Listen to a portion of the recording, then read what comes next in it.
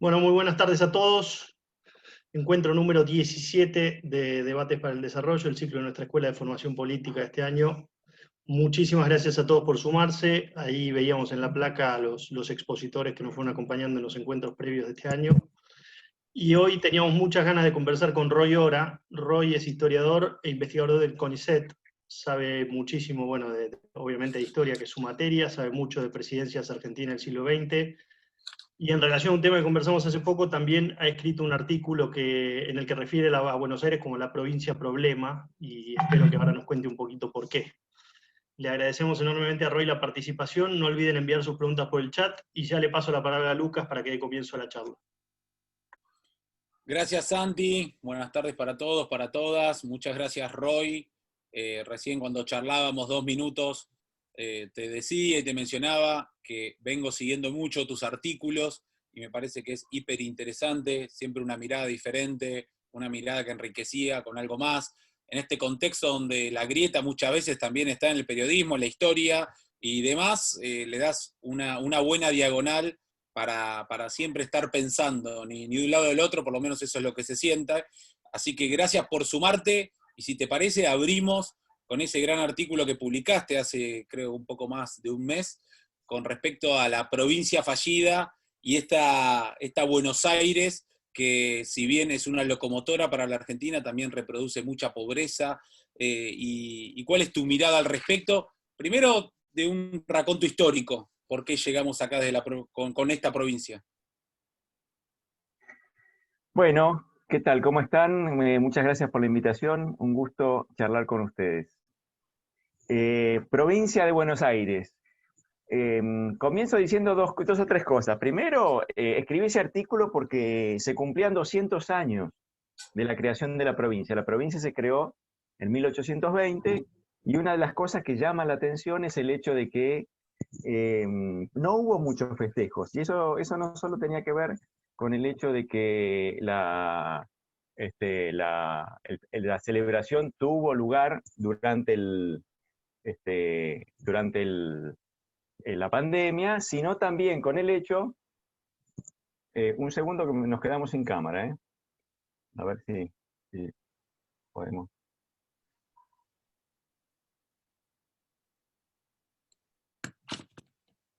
Un segundo.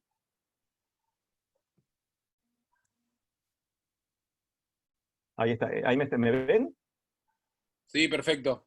Listo. Bueno, entonces decía que se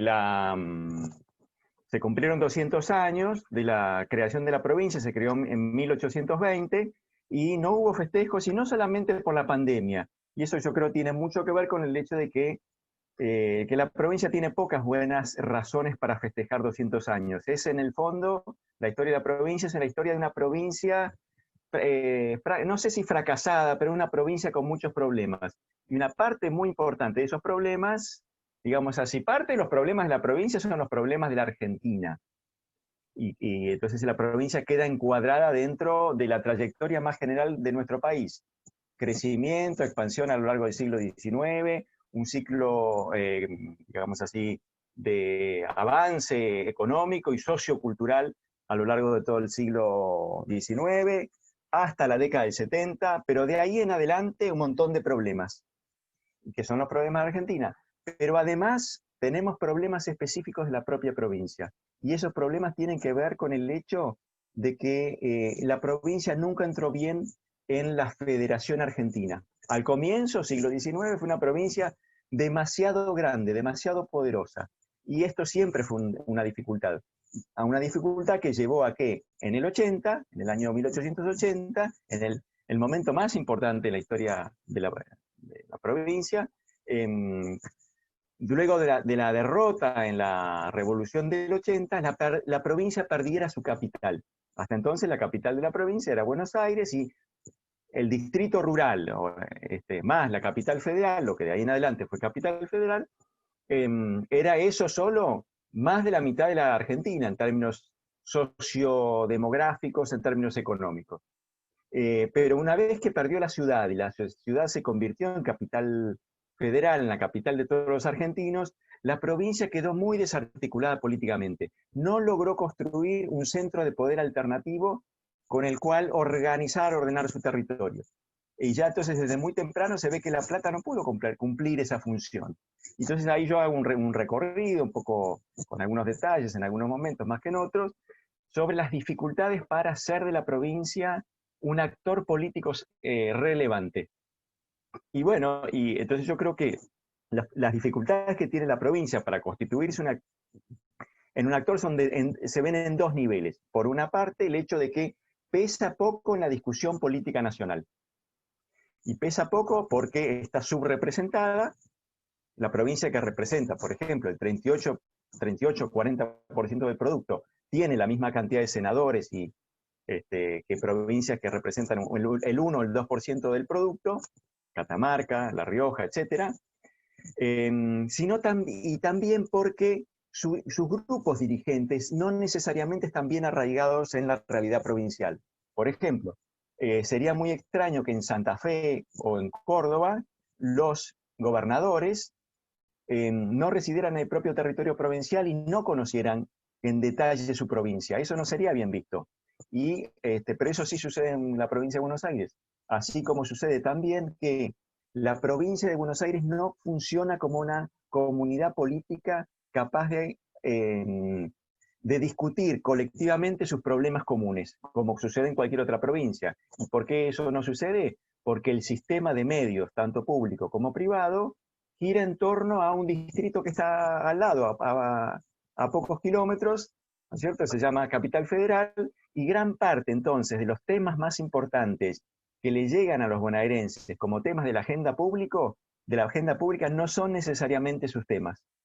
Y viéndolos desde otro ángulo, los medios de la capital provincial, los de La Plata, son eminentemente medios de comunicación que se ocupan de temas locales, de temas que hacen a la vida de La Plata, ¿no es cierto? Pero que tienen muy poca importancia y refieren muy poco a los problemas de los habitantes de Chivilcoy, de Bahía Blanca, de 9 de Julio, donde fuere, ¿no es cierto? Entonces, ¿esto qué quiere decir? Quiere decir que la provincia es enorme, es muy importante, tiene 1000 kilómetros de extensión, es complejísima, pero está poco articulada políticamente.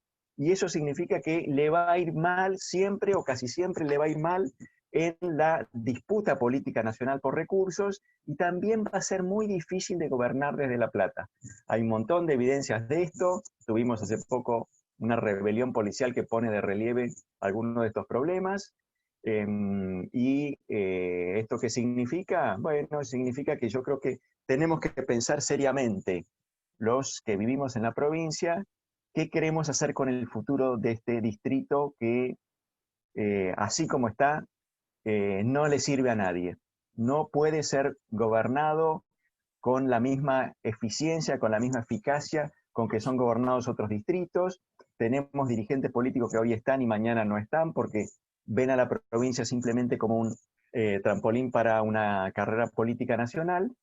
Y yo creo que en este sentido una opción que hay que considerar muy seriamente e introducir en la discusión es la propuesta de división de la provincia en varias provincias. Para eso no se requiere reformar la Constitución, lo que se requiere, por supuesto, es un acuerdo político amplio que también, por supuesto, comprenda a los representantes del pueblo de la nación argentina en el Parlamento.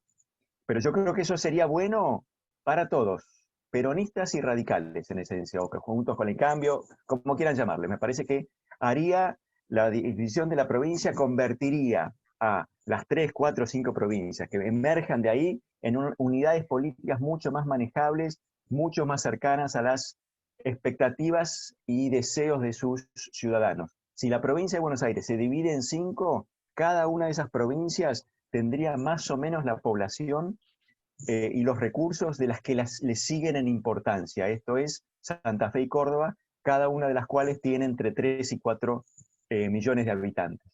¿Sí? Entonces ahí yo creo que tenemos un tema para pensar colectivamente, y uno de los grandes desafíos de un país que hace mucho que no impulsa reformas institucionales capaces de mejorar la vida de sus ciudadanos, que impulsa reformas por otras razones, pero no necesariamente para tener una política más representativa de los intereses, las aspiraciones, las ambiciones de una mejor calidad de vida de sus ciudadanos.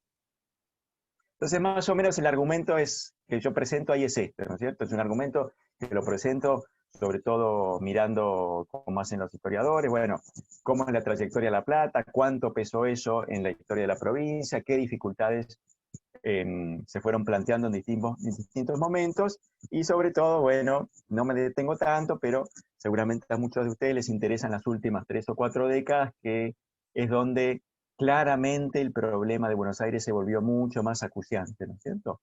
Como en muchos otros distritos, con el agravante de que, bueno, la provincia concentra a 4 de cada 10 pobres que tiene nuestro país, y eso le hace, bueno, no solo un ejemplo de injusticia social, sino también un distrito muy difícil de gobernar y muy difícil de reformar, de poner en una senda de reforma institucional capaz de promover su crecimiento.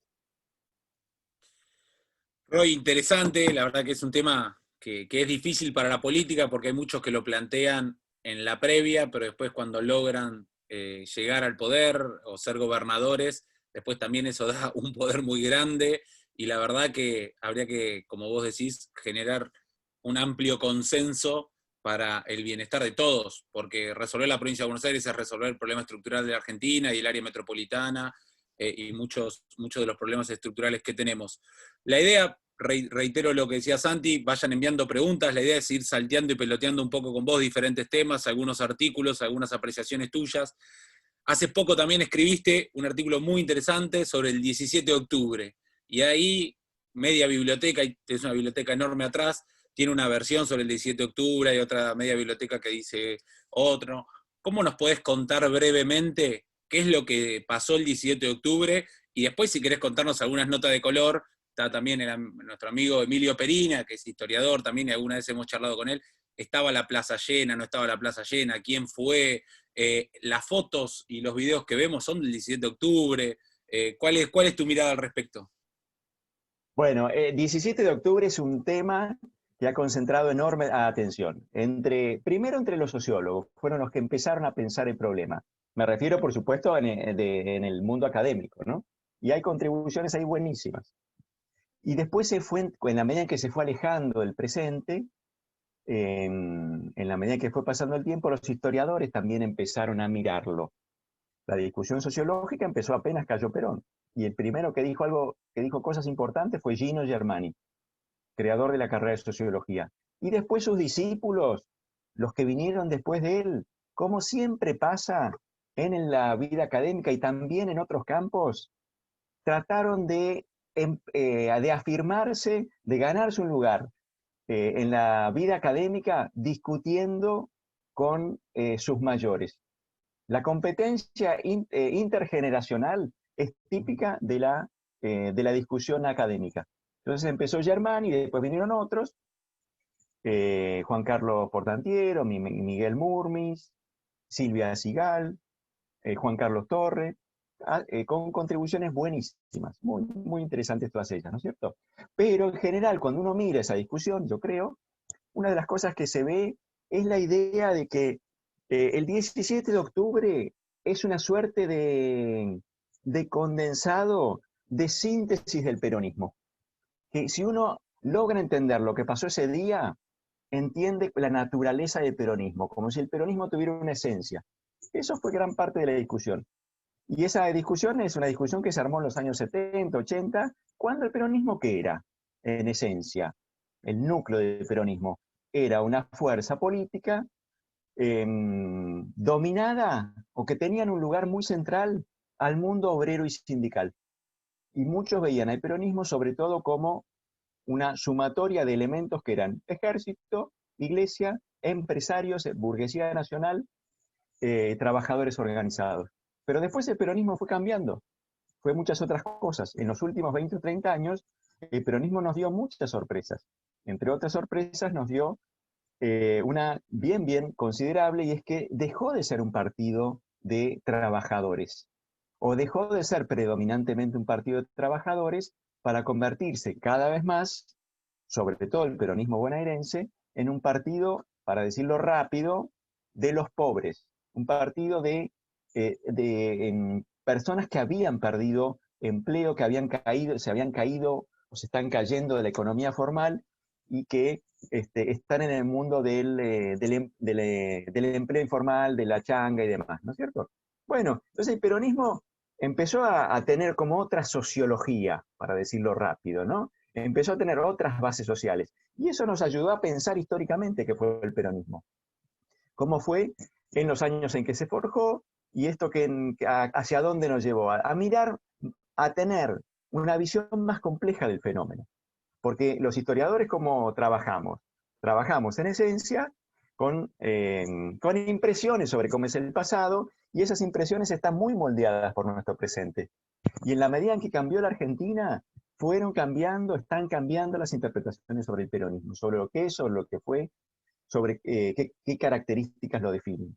Y yo creo que otra cosa que aprendimos los historiadores, yo tengo algo para decir, ahora lo agrego, en eso, es que toda la discusión clásica sobre los orígenes del peronismo es una discusión que, ¿cómo lo planteó? Arranca en los años 30 y dice, el peronismo es la consecuencia, es el resultado de las transformaciones sociales que tuvieron lugar en la década de 1930. En la década en la que pasaron dos cosas en esencia. Una, crecimiento industrial, desarrollo económico volcado sobre el mercado interno, industrialización por sustitución de importaciones. Eso es parte de la cosa. Crecimiento industrial y mayor peso, mayor gravitación de los trabajadores industriales en un contexto que socialmente no es bueno, con poca distribución del ingreso. Eso es una cosa. Y la otra es un orden político represivo, un orden político excluyente, el orden político de la década infame, el orden basado en el fraude. Entonces, la mayor parte de las interpretaciones sobre el peronismo, ¿qué muestran? Dicen, bueno, tenemos una sociedad que deja a las clases populares afuera, que no les da un lugar en el sistema político. Y tenemos también clases populares que son cada vez más trabajadores industriales. Y esos trabajadores industriales son los que, bueno, van a desafiar las estructuras políticas autoritarias de la década infame. ¿En qué momento? Cuando venga una interpelación, cuando venga una oferta, que es la que ofrece Perón desde el año 44, 45. Esa es la visión tradicional. Pero en los últimos 20 o 30 años, ¿qué aprendimos los historiadores? Una cosa muy importante que aprendimos, que yo creo que todos tendríamos que reflexionar un poco sobre esto, es el hecho de que la Argentina tiene una muy larga tradición democrática. Cuando Germani o Juan Carlos Portantiero o incluso Juan Carlos Torres, grandes sociólogos, analizaban el problema peronista, ¿qué decían? Decían, el peronismo empezó en los años 30. Y hoy nosotros sabemos que la historia de la participación popular en la vida pública hay que rastrearla mucho más atrás. El siglo XIX fue un siglo de mucha participación popular. Y para no irme tan atrás, me detengo en la experiencia de incorporación política más importante que tuvo este país en los años anteriores al peronismo. ¿Cuál es? Bueno, la que resultó de la reforma electoral de Sáenz Peña del año 1912, que dio como resultado el ascenso radical, el triunfo del radicalismo como nuevo partido dominante. En general, cuando uno mira el radicalismo, la visión dominante que dice, es un partido de clases medias. Siempre fue un partido de clases medias. Pero eso es errado, eso es equivocado. ¿Por qué? Porque el radicalismo que comandó Irigoyen fue, digamos así, el equivalente funcional al peronismo en la década del 20. Fue, ante todo, un partido popular, un partido que recogía votos en todo el espectro social, pero fundamentalmente recogía votos en la base. ¿Sí? Si no, no hubiera ganado elecciones. Si hubiera sido solamente un partido de clases medias, no hubiera ganado elecciones. El radicalismo era un partido mayoritario que llegó a alcanzar victorias muy importantes, me detengo en una en particular, que ilustra un poco este argumento, que es la victoria del año 28, la última gran elección. ¿Recuerdan ustedes, algunos de ustedes seguramente se acuerdan, la elección del año 2011? Elección en la que la fórmula que encabezaba Cristina Fernández, obtuvo el 54% de los sufragios. Y yo me acuerdo, muchos amigos, colegas kirchneristas estaban contentísimos. 54, a landslide, como se dice en inglés, una avalancha de votos. Pero cuando uno compara eso con lo que fue el peronismo, en los momentos de Perón, queda un poco chico, porque Perón sacaba mucho más, llegó a sacar más del 60. Y también cuando uno compara lo que fue el irigoyenismo, el radicalismo irigoyenista, se observa el mismo fenómeno. Y en particular en esa elección del año 28, en el que Irigoyen obtuvo el 58% de los sufragios. Y ahí uno tiene que agregar algo más, que es ¿cuánta gente votó? ¿Cuánta gente votaba en esas elecciones la década del 20? Bueno, en la del 28 votó el 80% del padrón, es decir, un porcentaje del padrón similar a la que vota en nuestros días. ¿Y eso qué quiere decir? Quiere decir, en esencia, en síntesis, que la Argentina tenía una vida política muy inclusiva, una vida política que incorporaba sectores muy, muy amplios de la población y que el experimento de expansión política que había lanzado Sáenz Peña, el último presidente conservador, había sido muy exitoso en este plano, en el plano de construir una política que incluyera sectores muy amplios de la población. ¿Sí? Entonces, cuando uno mira el peronismo y escucha el argumento de por primera vez las masas salieron a la calle en el año 45, bueno, lo primero que tiene que decir es hay que pensar las cosas de nuevo, hay que revisar este argumento porque hay una historia previa de por lo menos 30 o 40 años de mucha participación política en el plano electoral, por supuesto, pero también en la otra dimensión de la participación cívica, que es, por ejemplo, o en otra de las dimensiones que de la participación cívica, que es el pueblo en la calle. ¿Sí? De hecho, fíjense, suele recordarse mucho la marcha del 17 de octubre, el descenso sobre la Plaza de Mayo de ese día, pero se recuerda mucho menos, se tiene mucho menos presente que 2 semanas antes hubo una marcha aún más numerosa, que fue la del 19 de septiembre del año 45, que probablemente duplicó y probablemente triplicó la cantidad de personas que asistieron a la plaza el día 17.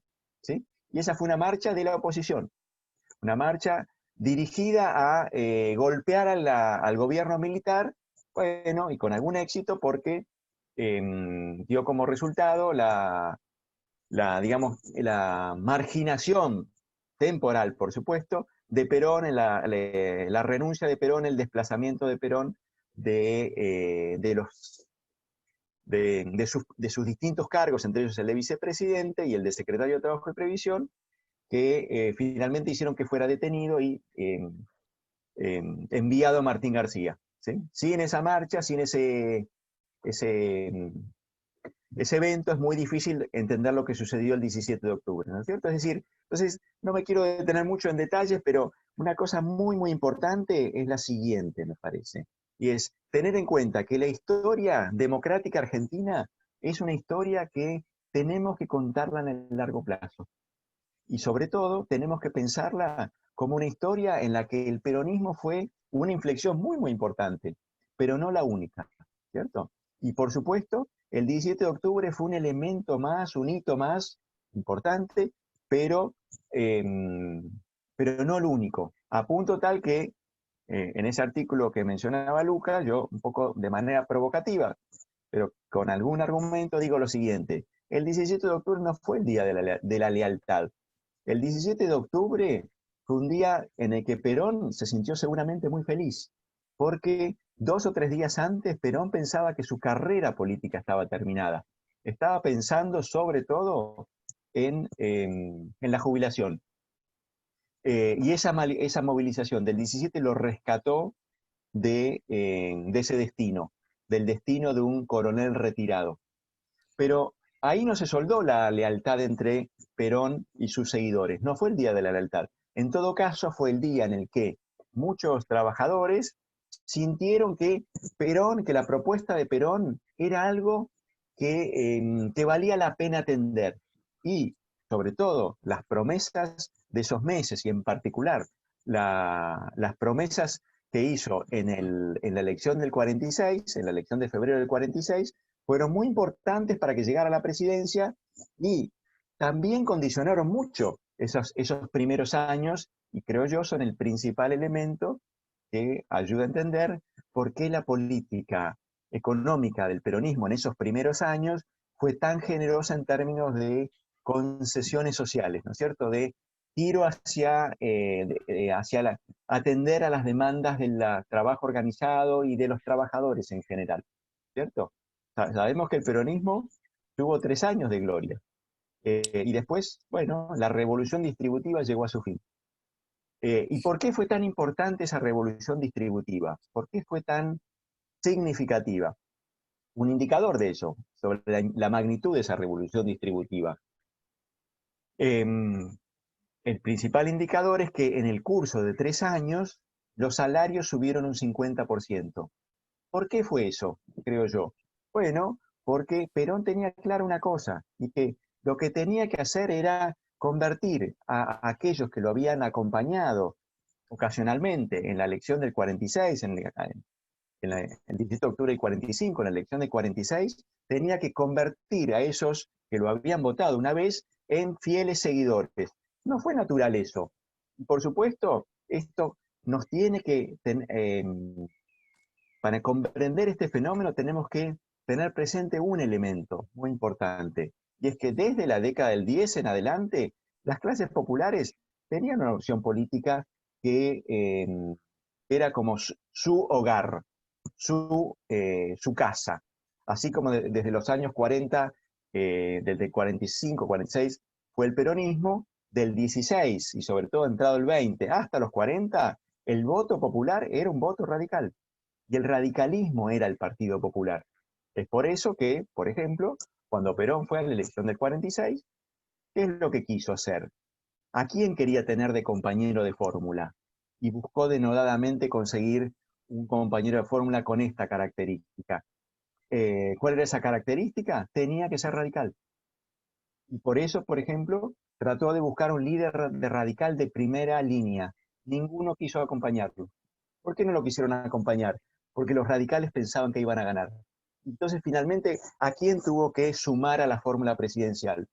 A un radical de tercer orden que se llamaba Hortensio Quijano, quizás alguno de ustedes lo recuerda, que era ¿quién? ¿De dónde salió ese señor? No era un reformista, no era una persona identificada con la vertiente de izquierda, nacional popular y rigoyenista, sino que era un alvearista, una persona de la derecha del partido. Es decir, que estaba puesto en el otro extremo del arco político en el que Perón quería cosechar. Y sin embargo fue el único que se le acercó, este señor Hortensio Quijano, que además de ser una persona de segunda importancia, o tercera importancia dentro del partido, era de la derecha y era un perdedor. Nunca había logrado ganar elecciones en su provincia nativa. Y para colmo, para ver cuán marginal era, pero sin embargo, cuán importante era para él tener un radical en la fórmula, recordemos que una de las pocas provincias donde la fórmula que llevaba Perón de candidato en las elecciones del 46 no ganó, una de las pocas donde no ganó, fue la provincia de Corrientes. Es decir, el señor Quijano, el pobre Hortensio Quijano, ni siquiera pudo asegurar la victoria de Perón en la provincia de la que había surgido. ¿Sí? Bueno, entonces acá yo creo que esto nos ayuda a entender un fenómeno más grande, más largo, una historia más larga, de una Argentina con clases populares participando, con clases populares ubicadas en el centro del escenario político. Y una última observación, y después dejo, por si quieren Lucas quiere avanzar por otro lado. Lo notable de esos años 45, 46, 47 fue el hecho de que apareció un partido nuevo. Un partido nuevo significa un partido que no estaba en el mapa político y se llevó la mayor parte de los votos populares. Y lo hizo en parte porque, bueno, desde el Estado tuvo condiciones muy favorables para lograr eso. Y al mismo tiempo, a la vez que el peronismo se convertía en el Partido Popular, en el principal representante de los intereses de las mayorías, se da una transmutación similar, más silenciosa, menos comprendida, menos analizada, que es que el radicalismo, que hasta entonces había sido el Partido Popular por definición, tuvo que cambiar de base social y se convirtió en un partido de clases medias. ¿Sí? Es decir, desde los años 40 en adelante, perdió sus apoyos populares, lo mismo le pasó a la izquierda, por supuesto, y pasó a ser un partido que le hablaba fundamentalmente, cuya sociología electoral estaba circunscripta, estaba dominada por votantes de clase media. El que logró organizar esa, si quieren, esa proeza política probablemente haya sido Balbín, que entendió bien que el radicalismo, si quería sobrevivir, tenía que ser otra cosa. Sin embargo, siempre estuvo en el radicalismo esa tensión entre ser un partido digamos así, que le habla al mundo de las clases medias y ser un partido que quería volver a gozar los privilegios, las mieles de ser el partido mayoritario. Yo creo, la única vez en la que logró alcanzarlo, efímeramente, por cierto, fue muy renovado con el presidente Alfonsín, ¿no es cierto?, en el 83, cuando pareció que el sistema político argentino volvía a reestructurarse sobre la base de un partido mayoritario que no era el peronismo, sino un radicalismo que incorporaba toda una serie de novedades muy importantes, porque estableció un horizonte nuevo para la imaginación política argentina, una contribución fundamental, ¿cierto? Definir a la Argentina como un país de cultura democrática, y a la vez que hacía eso, logró avanzar sobre votantes que tradicionalmente eran votantes peronistas. Por supuesto, sabemos que esa historia no terminó de la manera en que Alfonsín lo hubiera querido, y probablemente mucha de la explicación de eso tiene que ver con las enormes dificultades económicas que tuvo que experimentar nuestro primer presidente de la democracia, sobre todo desde el año 86, 87, desde el momento en el que el Plan Austral comenzó a hacer agua y temas como la reforma institucional, el valor de la democracia, empezaron a perder gravitación, atractivo, para una comunidad política que, bueno, volvía a tener mucho más interés en poner en el centro de atención temas vinculados a trabajo, empleo, justicia social, es decir, los temas centrales de la agenda peronista. Roy, ahí antes de seguir, tenemos un montón de temas. Ahí nuestro amigo historiador Emilio Perina quería hacer alguna pregunta que me escribió por privado. Lo único, le digo a Emilio, seamos concretos, que hay muchos temas para tocar y no nos queda tanto tiempo para aprovechar la visita de Roy. Emilio, ¿estás por ahí? Te perdí. Estoy, no sé si me oyen bien. Sí, perfecto.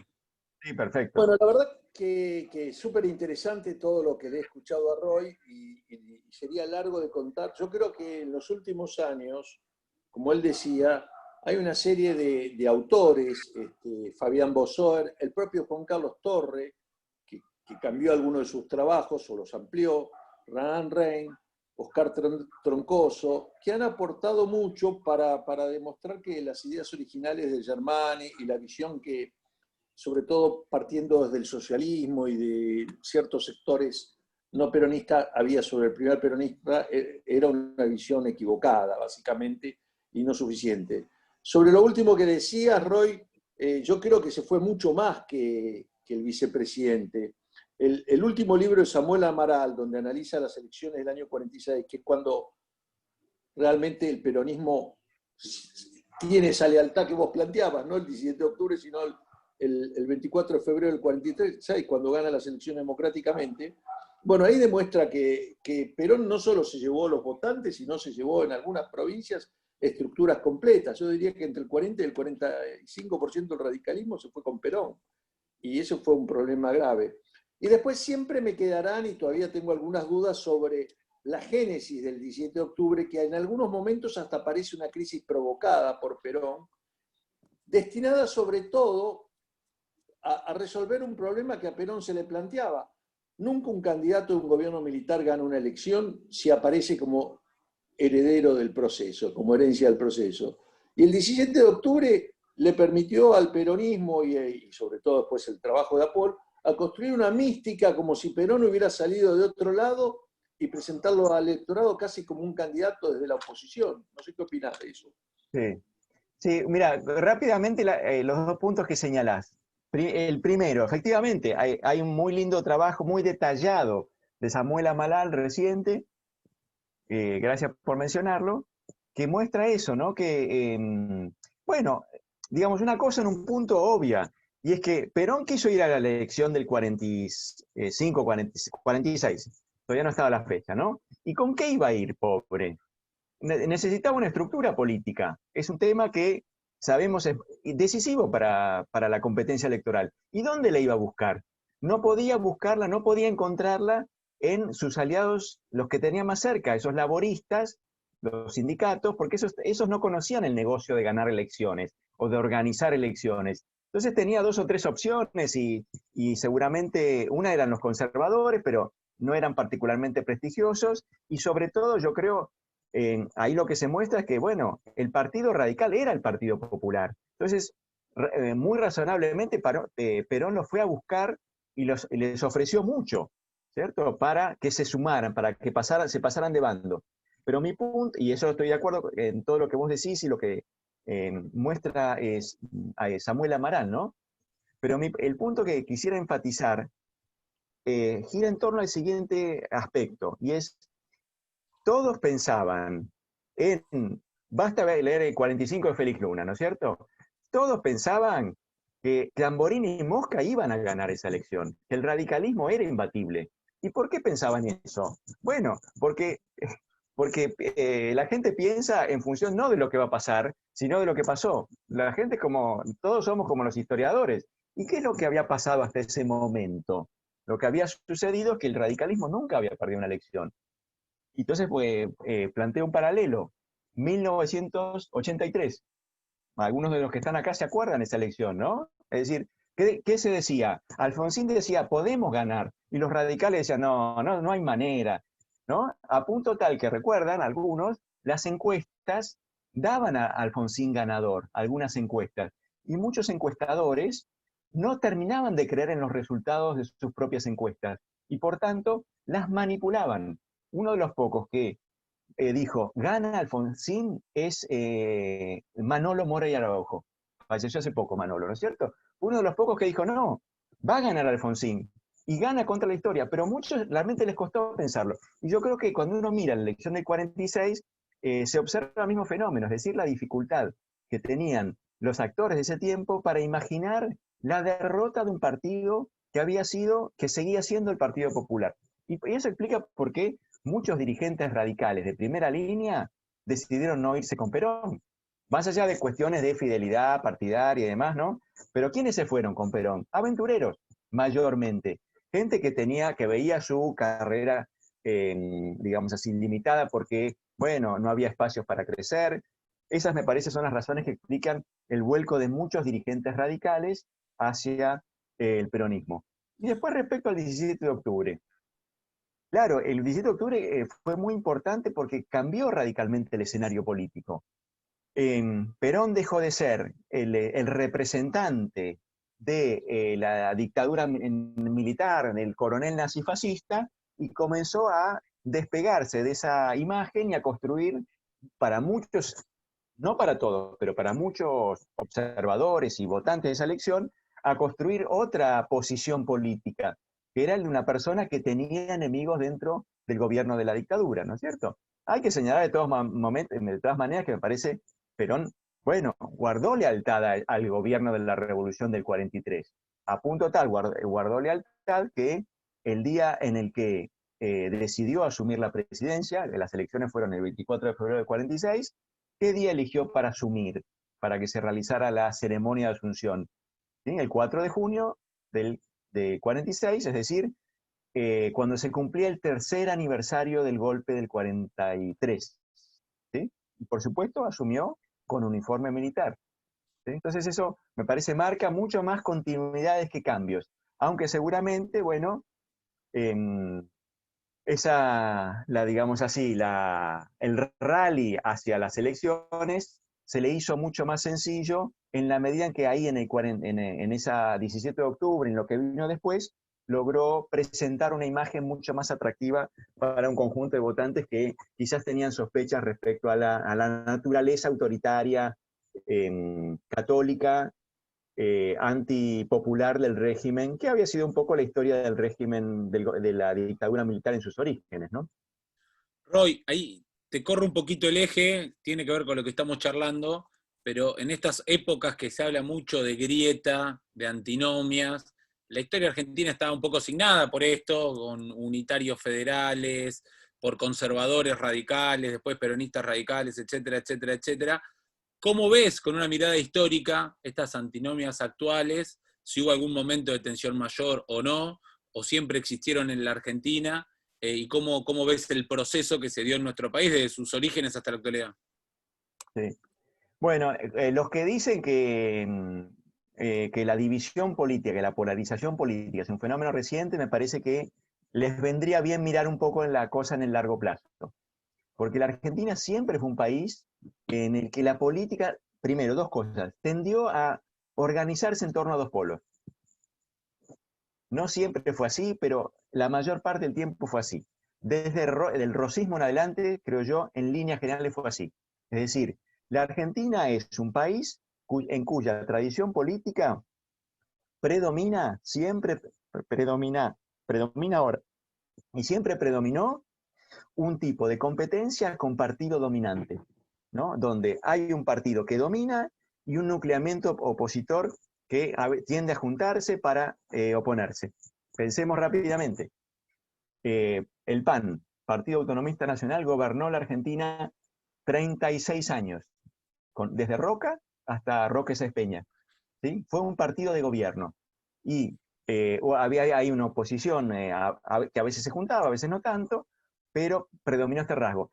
Después vino el radicalismo, el gobierno radical, que fue también un partido, una era de una política polarizada en torno a una fuerza hegemónica o predominante, siempre en un marco competitivo, ¿no? Estamos hablando sobre todo del radicalismo en adelante, en un marco competitivo, con elecciones competitivas, con el gobierno que siempre a veces molesta un poco, le pone alguna zancadilla a la oposición, que a veces utiliza los recursos del poder para hacer eso, pero sin que esto signifique opacamiento de la competencia democrática, del carácter, si se quiere, competitivo del sistema político. Y después vino el peronismo.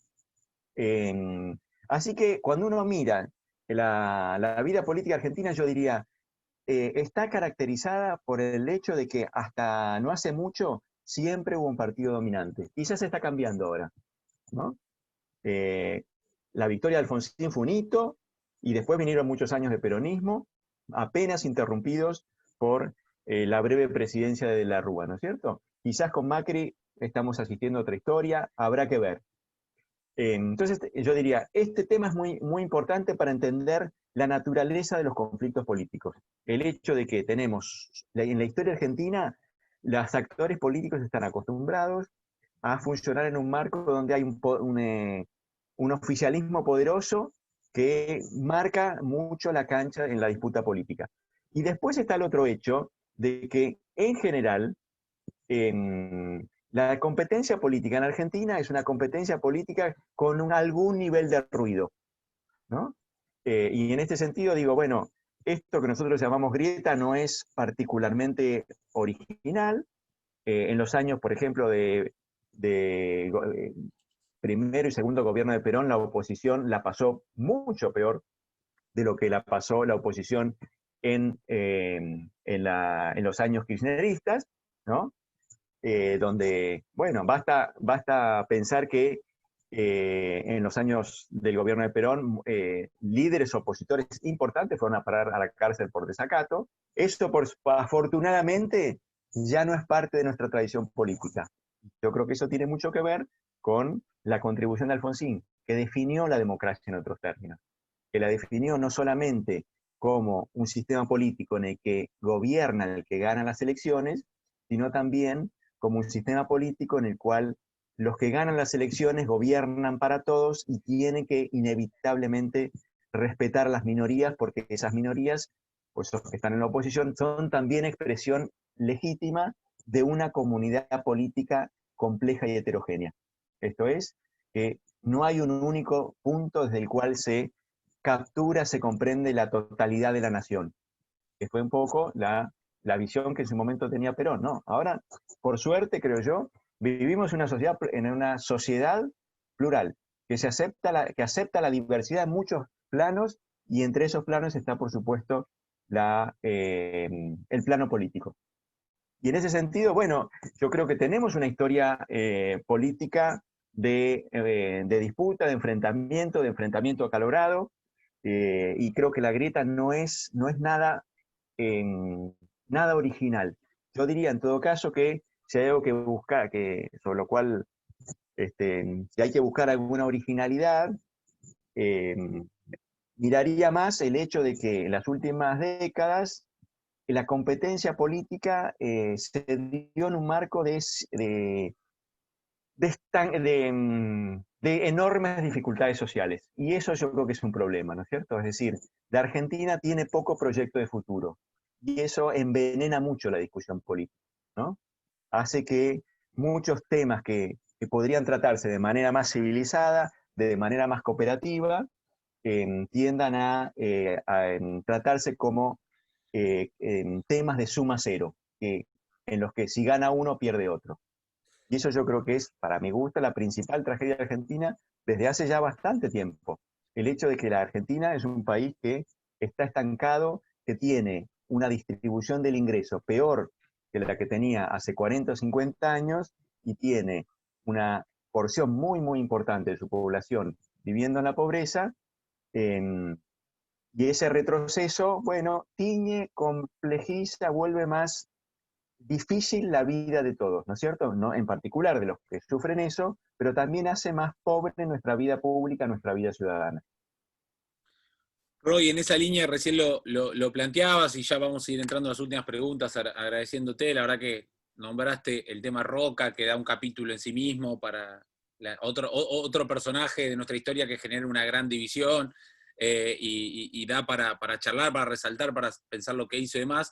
Pero en esa línea, muchas veces los argentinos y la historia argentina plantea un destino de grandeza para nuestro país, y la verdad que esa buena posición económica duró por ahí unas pocas décadas, y hace mucho que venimos en un derrotero bastante importante de frustraciones, y de que si uno lo ve en retrospectiva, tal vez ya son casi 100 años que venimos en un retroceso. ¿Cómo pensás vos? Porque algunos dicen que por ahí Buenos Aires fue la capital de un imperio que no existió y demás, y se plantea tal vez que esa grandeza estuvo más que nada en Buenos Aires, en la ciudad de Buenos Aires y algo en la provincia, pero el resto del país siempre tuvo características disímiles y mucho más complejas. ¿Cuál es tu mirada al respecto de ese proceso que tal vez va de la generación del 80 hasta la década del 30, de una Argentina peleando los podios del mundo, y después el proceso que sigue? Y te lo decía en la previa cuando charlábamos 2 minutos, ¿en qué momento pensás que se jode la Argentina, o si se puede hablar de un punto de quiebre? Sí. Bueno, mira, yo lo veo así. La Argentina de los 1870, 80 en adelante fue una de las estrellas de la primera globalización. Es decir, fue uno de los países que más creció. Creció más más rápido que Estados Unidos, más rápido que Inglaterra, más rápido que Alemania. Es decir, le fue mejor que a los países que les iba bien, ¿sí? ¿Esto qué significa? Significa que y esto es importante señalarlo porque, atendiendo a otra dimensión, ese crecimiento tuvo componentes inclusivos muy importantes. Esto significa que crecieron las exportaciones, grandes propietarios se hicieron muy ricos, pero el ciclo expansivo de la Argentina exportadora incluyó a muchos.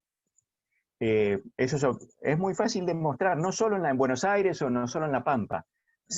Basta ver cómo evolucionó la esperanza de vida, la tasa de alfabetización, la mortalidad infantil, para ver que la Argentina se acercó a los países desarrollados. ¿Por qué pasó esto? Fue un logro muy importante, yo creo que es una historia muy valiosa, y el hecho de que la Argentina exportadora lograra crecer y prosperar y a incorporar una parte importante de la población en ese crecimiento, explica por qué en líneas generales ese rumbo se mantuvo ¿hasta cuándo? Hasta que la Gran Depresión de los años 30 obligó a pegar un golpe de timón.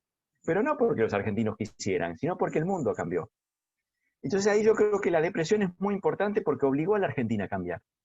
Y la obligó a cambiar y a ir por otro camino. Ese otro camino fue, bueno, el mundo es más hostil, es mucho más difícil exportar, tenemos que desarrollar otros motores de crecimiento. Y eso, desde los años, sobre todo los 40, dio lugar a una nueva apuesta argentina, que ya no fue la apuesta del país que crece sobre la base de sus exportaciones, sino que crece sobre la base de la complejización, el enriquecimiento de su mercado interno, con la industria como sector líder, ya no tanto el sector agroexportador, sino fundamentalmente la industria como su sector líder. ¿Cómo le fue a la Argentina en esa segunda etapa? Yo diría de los 40 a los 70. Bueno, no le iba a ir tan bien como le fue antes. ¿Por qué no le podía ir tan bien? No le podía ir tan bien porque la Argentina industrial no tenía una pampa, no tenía los recursos naturales de una calidad suficiente como para ser una estrella del aire industrial. Para producir carne, trigo y lanas, además de muchas otras cosas, tenía recursos económicos valiosísimos. Pero para el aire industrial no tenía petróleo, no tenía energía, no tenía acero, tenía un mercado relativamente pequeño, no tenía una gran tradición industrial, tenía vecinos más pobres, es decir, todas los grandes determinantes que podrían haber empujado el desarrollo o que empujan el desarrollo, independientemente de la cuestión de la política económica, ¿no? Que yo creo que desempeña un papel secundario, indican que su performance iba a ser menos exitosa. Pero aún así, la Argentina siguió avanzando. Y cuando uno mira escolarización, esperanza de vida, bienestar y distribución del ingreso, hasta los años 70 la Argentina es un país que, bueno, ya no va a ser de clase mundial, no va a ser Nueva Zelanda o Estados Unidos, como en algún momento pensó Carlos Pellegrini. No iba a ser un país de la NBA, de la Superliga, pero siguió avanzando. Y avanzó, creo yo, hasta los años 70. Entonces, sí, respondiendo a tu pregunta, ¿cuándo se jodió la Argentina? ¿Cuándo comenzó un ciclo de declinación que marca nuestro presente? Yo diría, eso es la década del 70. De ahí en adelante, me parece que la Argentina no encontró el rumbo. Hizo apuestas, todas ellas frustradas, y yo diría, el único logro perdurable que alcanzó nuestro país en los últimos 50 años es el logro de construir una democracia mejor. Esa es la gran contribución, me parece en el único terreno en el que los argentinos verdaderamente podemos sentir cierto orgullo. En muchas otras cosas, en la mayor parte de las otras cosas importantes, basta medirnos con nuestros vecinos para ver que nuestro rendimiento ha estado muy por debajo de lo que sería esperable y de lo que indicaba la historia previa de la Argentina. Por supuesto, decía, no iba a ser el país más rico del mundo, pero podría ser bastante mejor de lo que es en nuestros días, ¿no? Entonces yo creo que eso es un poco el desafío que tenemos hacia adelante, ¿no? Cómo construir una economía que funcione mejor, que integre mejor sector exportador que necesitamos de manera desesperada, porque es nuestra única fuente de divisas, sector agroexportador, con otros motores de crecimiento, industria, servicios, que nos permitan hacer de la Argentina un país no con 40 o 50% de pobres, sino un país que pueda mirar al futuro con alguna esperanza. Roy, para ir cerrando, el otro día hubo una declaración del presidente Alberto Fernández que hacía alusión que la tecnificación o la soja había generado un proceso de superpoblación en los centros urbanos. Bueno, y hubo bastantes comentarios al respecto, estuviste haciendo algunas declaraciones, pero ¿cuál es tu mirada, cuál es tu lectura histórica de ese proceso? Que claramente no sucedió por eso, pero ¿cuál es tu mirada sobre el sector agroexportador de nuestro país y su tecnificación y demás. Sí, bueno, cuando uno mira el sector agrario en el largo plazo, hay que decir 3 etapas, ¿no? Le fue muy bien desde el comienzo hasta los años 30. Después le perdió dinamismo y eso tiene mucho que ver con el hecho de que el mercado mundial se le volvió hostil. Y ahí es cuando nació la idea, o cobró fuerza, la idea de que la Argentina tiene que ser un país industrial. Y yo creo que esa idea era razonable en los 40, 50. Quizás la política tuvo un sesgo antiagrario demasiado acusado, yo creo eso, pero la apuesta por la industrialización no fue una apuesta equivocada, no fue una apuesta alocada, pero sí me parece, desde los 70 o de los 80, y en particular desde el cambio de milenio, tenemos muchas más oportunidades que las que estamos aprovechando para crecer sobre la base de la expansión del sector agroexportador, que ahora es un sector muy moderno en términos de la tecnología, de procesos productivos, tecnología, no es el agro atrasado que a veces se describe, y por supuesto, su contribución fundamental, ¿cuál tiene que ser, me parece a mí? No es generar empleo para 5 millones de personas. Nunca va a suceder eso. ¿Por qué? Bueno, porque precisamente, como es muy intensivo en tierra y en capital, la cantidad de empleos directos que genera es baja. Pero lo necesitamos ¿para qué? Para que genere los recursos, las divisas, con las cuales lubricar otras actividades, sí volcadas sobre el mercado interno, sobre todo industria y servicios. Sobre todo porque en nuestro tiempo ya no podemos pensar como en los tiempos de Perón o como pensó Guillermo Moreno hace no tanto, y es que podemos cerrarnos y vivir sobre la base de recrear un proyecto de industrialización cerrada. La globalización no nos da esa chance.